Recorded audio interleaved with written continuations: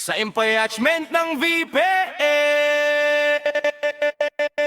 sa gitna ng ingay ng bayan, lumitaw ang tanong: pananagutan ba'y haharapin o muling iiwasan? Sa bawat alegasyon dapat tingin ang katotohanan. Hindi pwedeng palusot ang sagot sa sambayanan. Hindi sa posisyon na susukat ang dangal, kundi sa tapang umarap sa batas at katwiran. Impeachment ng VP, usaping dapat pagnilayan. Boses ng taong bayan ang dapat napakinggan.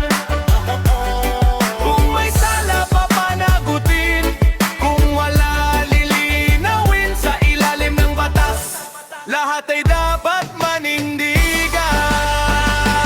May mga matang nagmamasid sa bawat kilos at salita. Nais ng bayan ay linaw, hindi puro pagtatakip at drama. Ang tiwala ng mamamayan ay hindi basta nabibili.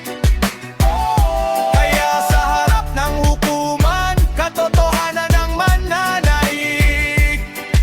Sa dulo ng usapin, hustisya ang dapat manaig.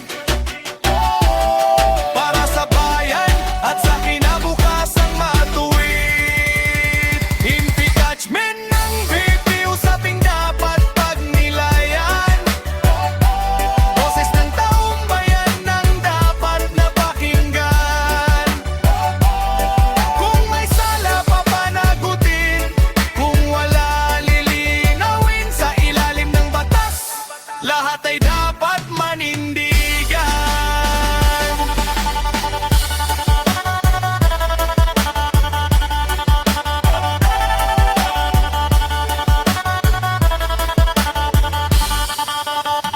Impeachment ng VP, usaping dapat pagnilayan.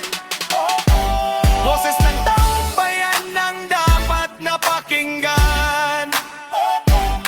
Kung may sala papanagutin, kung wala lilinawin sa ilalim ng batas, lahat ay